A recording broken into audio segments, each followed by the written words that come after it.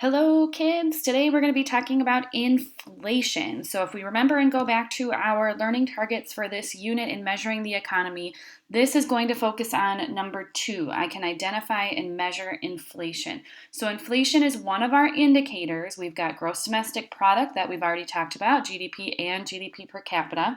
Inflation will be the second one that we can use to help determine whether or not the economy is doing well or the economy is not doing well.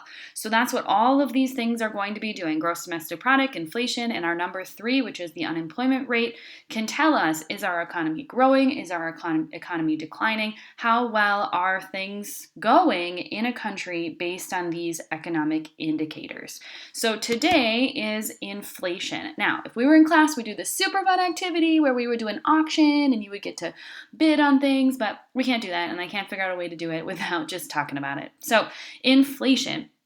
The definition of an inflation is a persistent increase in the average price level in the economy, and we measure it using the inflation rate. So, inflation is when the average price level increases over time. What that means is that over time, on average, the price of goods goes up. So, things get more expensive in the future than they are today. Okay, so inflation is simply the price level. The level of prices goes up in the future in the economy. Okay, now this does not mean that all prices increase the same, nor that all prices necessarily increase. Okay, so if we're looking at a huge market basket of goods, we've got bread and we've got milk and we've got gas and we've got electricity. And we've got new cars. Okay, we've got all these different goods. The idea of inflation is that overall, the rate of those prices is going to go up. Now, some of them might not. The price of gas might go down during an inflationary period, but on average, overall, the majority of prices for goods is increasing.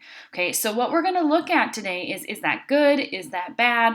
What does that tell us about the economy when our inflation rate is going up, our inflation rate is going down? How do we know if that's a good or a bad thing? So I'm going to show you several videos, and you've got some questions you need to answer about these videos as you watch, okay? And the first one is, what is inflation and why is it bad? Why do we need to be concerned when our prices go up?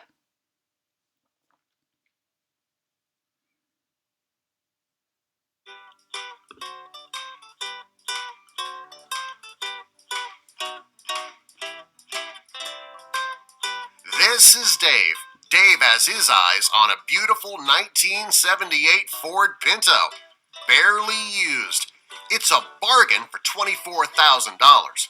In a world without inflation, Dave could simply save $8,000 a year for 3 years, and he would have exactly what he needs to buy his dream car. But what happens when we add 3% annual inflation, the historical average in the U.S.? The price of the car jumped from $24,000 to over $26,000, an increase of more than $2,000. And that's the curse of inflation. Your money is worth less in the future. Take a common household item like a table. In 1913, the price of a table was $20. Today, that same table would cost you $470. That's an increase of 2,253%. So if your assets are in danger of being overcome by the rapidly rising waters of inflation, what can you do? How can you get ahead? You have to grow your assets faster than the rate of inflation. You have to outpace it. But if that's true, then bonds, savings accounts, and money markets are out because their rate of growth is just too small. Inflation will gobble it up. If you want to grow your assets faster than inflation, you'll need to invest in stock or real estate. Both have a track record of beating inflation. For example, historically, stock has earned a premium of 6.6% over inflation over time. So if you were to invest $1,000 today and earned 6.6% each year, in 30 years, you would have $6,803, and that's after inflation. Or, better yet, imagine that you invested $1,000 each year over that same period. After 30 years, your cumulative investment would have grown to $87,928 after inflation. And that should be more than enough to buy the Ford Pinto of the future. Okay, so what they're telling us is that inflation is bad because it makes your money less valuable. If you have $100 today, that money is not going to be able to buy as many goods and services in the future if we experience inflation, because what you can buy for $100 today is going to be more expensive if inflation happens. And so your $100 is not as valuable.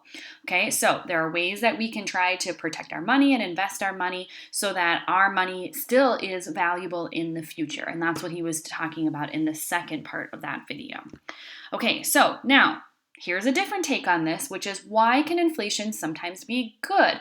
So maybe not necessarily good for us as an individual, but it can be good for the economy. How can inflation show that our economy is growing? That is what the next video here is going to be talking about. How can inflation be good for the economy? Inflation is a function of the supply and demand of money. Producing more dollars makes each dollar less valuable, thus causing prices to rise. But inflation has its benefits. An economy running below capacity has unused labor and resources that could increase production. More dollars translates into more spending, which leads to more aggregated demand. Higher demand triggers more production.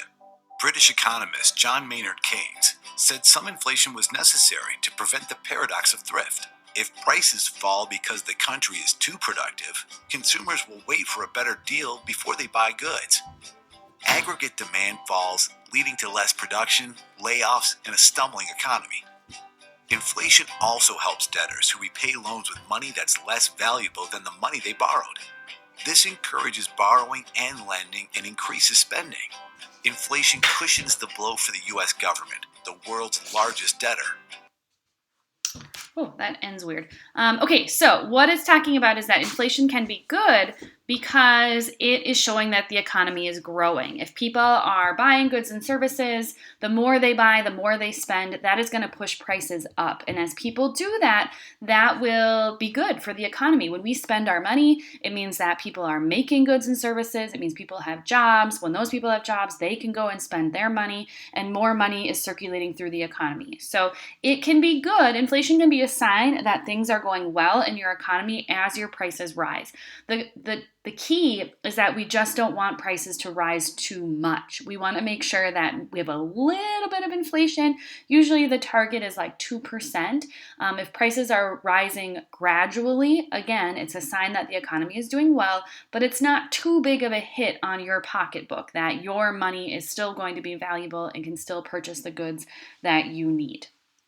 Okay, what we don't want to happen is something called deflation, which is a persistent decrease in the average price level in the economy. So deflation is the opposite of inflation, and it means that the average price level is decreasing over time. And again, that doesn't mean every single good and service that's available is less expensive, but it means on average, things are getting cheaper. Okay, now, we're starting to see this right now in our economy. So for example, I haven't been out of the house in like a week when I'm recording this video, but the last time I was out of the house, we were driving and we saw gas prices as low as $1.65 per gallon. Okay, we're starting to see the prices of goods go down. That is not a good sign. My husband was like, great, that means things are cheaper for us. But the concern is that if prices continue to go down, that's not good for business, because businesses need to make a certain price, they need to make a certain profit in order for them to do well. And if prices get too low, they're not going to be able to stay in business. And if they don't stay in business, they are going to have to lay off workers, and then those workers are going to have no money, and then they're not going to spend anymore, and prices will keep dropping, and that's bad. Okay, so deflation might initially seem good, like, oh, things have become cheaper, but the reality is we need prices to be at a decent level for those businesses that are selling things. The other term that we can look at is something called disinflation, which is a decline in the inflation rate. This is what we want to happen if inflation has gotten too high. Okay, so prices are rising, but they're not rising too fast. So the example there, if the inflation rate over 3 consecutive years declines from 10% to 6% to 4%, that would show that prices are still higher than average, but they're starting to come down. And that's how we measure inflation, is through those percentages. What percent growth are we seeing? Again, 2% is good. If we're all the way up at 10%, that's not good. Okay, and so we would want disinflation to happen. We would want the percentage of the inflation rate to decrease. Okay, so what this means for us as individuals is that this can affect our purchasing power. As that first video mentioned, what we need to be concerned about is how much our money will buy. And if inflation happens, it can affect our purchasing power. So as this says, the definition of a purchasing power is a person's income is the amount of goods and services that a person can buy with that amount of income. And prices, if prices are high, we will be able to buy less. And if prices are low, we would be able to buy more. So prices affect the power of our money. So you can see this here on this chart. If you look at the babysitting wage on the left-hand side, if we look at the very first row, 1945, it says that you could babysit for 1 hour and make 20 cents an hour, and a movie ticket was 25 cents an hour. So if you babysat for just over an hour, you would be able to buy a movie ticket. If we go down a little bit, for example, look in the middle to 1965, you can see that babysitting would earn you 60 cents an hour, but a movie ticket, the price of a movie ticket has gone up to $1.25. So now, instead of babysitting for just over an hour, you would have to babysit for over 2 hours in order to be able to buy movie tickets. So inflation was much higher in 1965, and your money didn't go as far. 1 hour worth of babysitting was not enough to get you that movie ticket. If I click on this link here, this is going to bring us to an inflation calculator. What this shows us is how inflation has affected our money over time. So for example, this first one, from 1900 to 2019, if I put in $100, you can see that $100 in 1900 would, if something cost $100 in 1900, it would now cost $3,109 in 2019. Okay, so something that would have cost $100 then is now $3,100. Or kind of the same way of saying that, $100 today would have been worth $3.28 back in 1900. So the value of our money changes over time based on inflation, and how much you can buy and what things are worth change with inflation. So people should be concerned about the purchasing power of their income. How many desired goods and services can you buy? For example, if the prices rise by 5% and your income stays the same, then that income will not buy as many goods and services, and you will be worse off. Okay, so you need to make sure that your income is rising with inflation. And if it's not, you, even if, let's say, you made a 2% increase in your wages, but inflation is 5%, you are still worse off because you are not making as much money, and you will not be able to buy as many goods and services as you could if the inflation rate had not increased. Okay, so here's another explanation of how that works, how the inflation rate can affect your purchasing power. To fly a rocket ship, you need to be an optimist. Skip this No out. astronaut- There we go. To decide how much currency to print. Start it from the So beginning which- here.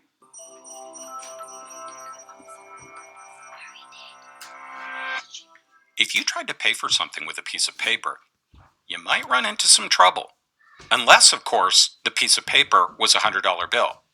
But what is it that makes that bill so much more interesting and valuable than other pieces of paper? After all, there's not much you can do with it. You can't eat it. You can't build things with it, and burning it is actually illegal. So what's the big deal? Of course, you probably know the answer. A $100 bill is printed by the government and designated as official currency, while other pieces of paper are not. But that's just what makes them legal. What makes a $100 bill valuable, on the other hand, is how many or few of them are around. Throughout history, most currency, including the US dollar, was linked to valuable commodities, and the amount of it in circulation depended on a government's gold or silver reserves. But after the US abolished the system in 1971, the dollar became what is known as fiat money, meaning not linked to any external resource, but relying instead solely on government policy to decide how much currency to print. So which branch of our government sets this policy? The executive, the legislative, or the judicial? The surprising answer is none of the above. In fact, monetary policy is set by an independent Federal Reserve System, or the Fed, made up of 12 regional banks in major cities around the country. Its Board of Governors, which is appointed by the President and confirmed by the Senate, reports to Congress, and all of the Fed's profit goes into the U.S. Treasury. But to keep the Fed from being influenced by the day-to-day vicissitudes of politics, it is not under the direct control of any branch of government. So why doesn't the Fed just decide to print infinite $100 bills to make everyone happy and rich? Well, because then the bills wouldn't be worth anything. Think about the purpose of currency, which is to be exchanged for goods and services. If the total amount of currency in circulation increases faster than the total value of goods and services in the economy, then each individual piece will be able to buy a smaller portion of those things than before. This is called inflation. On the other hand, if the money supply remains the same while more goods and services are produced, each dollar's value would increase in a process known as deflation. So which is worse? Too much inflation means that the money in your wallet today will be worth less tomorrow, making you want to spend it right away. So while this would stimulate business, it would also encourage overconsumption or hoarding commodities like food and fuel, raising their prices and leading to consumer shortages and even more inflation. But deflation would make people want to hold on to their money, and a decrease in consumer spending would reduce business profits, leading to more unemployment and a further decrease in spending, causing the economy to keep shrinking. So most economists believe that while too much of either is dangerous, a small, consistent amount of inflation is necessary to encourage economic growth. The Fed uses vast amount of economic data to determine how much currency should be in circulation, including previous rates of inflation, international trends, and the unemployment rate. Like in the story of Goldilocks, they need to get the numbers just right in order to stimulate growth and keep people employed without letting inflation reach disruptive levels. The Fed not only determines how much that paper in your wallet is worth, but also your chances of getting or keeping the job where you earn it. Okay, so again, we don't want too much inflation. We don't want too much deflation. You have to find that good spot where your money, the economy is still growing and your money is still valuable to you. So you want to make sure that prices are not rising too quickly so that your money becomes worthless. And you want to make sure that prices are not too low because we want to keep businesses in business and they need to make a certain price to cover their costs of production. Otherwise, they're not going to be able to produce those goods anymore and they won't be available. So that's the challenge with inflation, is looking and finding that perfect price. Again, here's another example of how prices have changed over time. So for example, the movie ticket, the price in 1967 was $1.22. In 2012, the average price of a movie ticket was $7.92, which is a 549% increase in the price of a movie ticket. The same thing with a Big Mac. The price in 1967 was 45 cents. You could get a Big Mac for 45 cents. And now in 2012, the price was $4.33. That is an 862% increase. But if we were to convert that price into $1967 prices, that $4.33, it would actually be $3.09. So the price of Big Macs have not gone up. Even though that seems like a lot, the price of Big Macs have really not gone up that much. So this shows you inflation over time. Anytime you see those gray lines on graphs, I showed you that on GDP as well, that represents a recession. You can see the price of goods has rose pretty steadily since the 1940s. We have a steady increase in prices. And you can see a little dip if you look at 2008 all the way towards the end of that graph where prices dropped during the 2008 recession. And it will be interesting to see what happens now in 2020 as a result of this current crisis if we'll see that drop in prices, or if we'll see too much inflation. So one of the things they talked about in that video was like hoarding, that people will start to spend all of their money, hoard goods, that will cause shortages, and that can cause prices to go up even more. The government is certainly putting a lot of money into the economy by giving people a stimulus check, or that's what they're planning on doing. That excess in money could actually cause prices to go up. So we could see inflation happening in the next few months, or we could see deflation happening where prices go down. And we'll be monitoring that, and the government will be monitoring what's happening to the prices of goods over the next year for sure. All right, the last thing I wanted to show you here was what happens when we have way too much inflation. And a really good example of that is what happened in Germany after World War I when they experienced hyperinflation. So again, a little bit of inflation is good, but too much inflation is really, really, really, really bad. So I'm going to show you this video about what happened in Germany. And I'm not going to show you the Zimbabwe one, but I've linked that in the extra resources in the checklist for this week. So if you want to watch a more modern example of Zimbabwe experiencing something similar to Germany, go ahead and watch that video. It is super interesting. But here's the Germany example of, too much money in the economy is a bad thing, and it really One of the makes great your money challenges in worthless. this world is knowing enough about a subject Okay, let's to think skip you're this right. ad. Are you complaining about the prices constantly going up? Then you might want to watch this video about one of the most unbelievable cases of hyperinflation in history. That is hyperinflation in Germany in the 1920s, where at some point prices doubled almost every 4 days. Hyperinflation occurs when the inflation rate increases very rapidly, resulting in prices going up very fast and the currency losing its value quickly. One of the most amazing hyperinflation cases in history happened in Germany in the 1920s. As the result of World War I, the German paper mark started to lose its value, and this process accelerated in the 1920s. In 1923, prices eventually ran out of control. The prices went up so much that people were forced to spend billions of marks for daily items and were dizzied by the amount of zeros involved. As an example, a loaf of bread which cost 250 marks in January 1923 rose to 200,000 million marks in November of 1923. Or a newspaper that was sold for 1 mark in May 1922 had a price tag of 70 million marks in November 1923.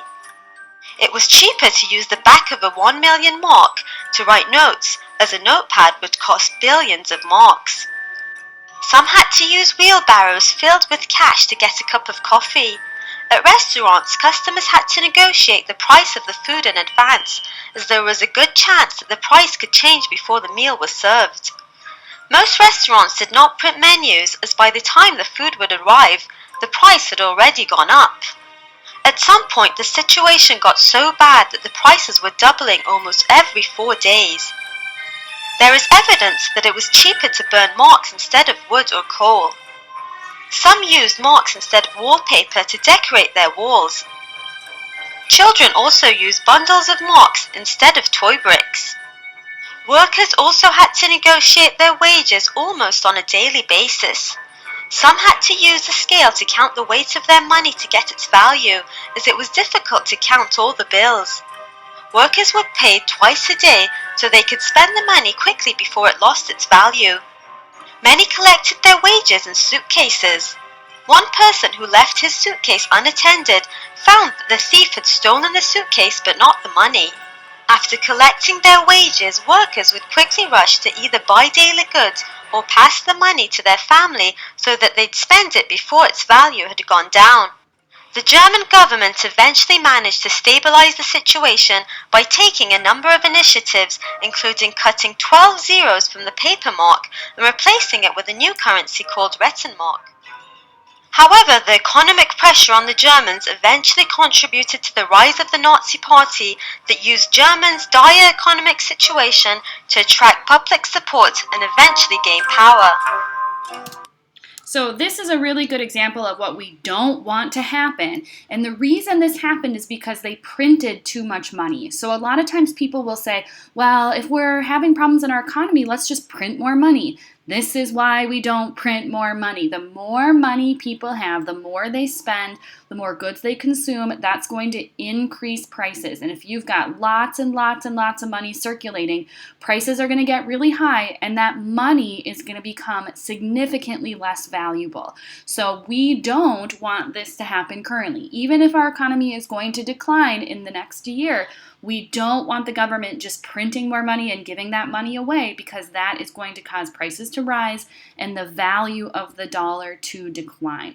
I mean, that example of like one loaf of bread costing 3 trillion marks. I mean, that's something that we don't want to have to carry around our money in suitcases in order to afford goods. Okay, so lastly here, are we better or worse off? Whether people are better or worse off because of inflation depends on whether their incomes rose faster or slower than the prices of the things they buy. So when we're looking at the price index, we also need to pay attention to what's happening to our wages. If prices are going up, we need our wages to go up just as much or more in order to continue to buy the things that we've always purchased. If we make $100 a week, but the price of our goods goes up to $110 a week, we're not going to be able to afford the same things that we could normally buy. We need our wages to go up just as much as inflation in order to be better off. If our wages stay the same and prices go up, we are going to be worse off.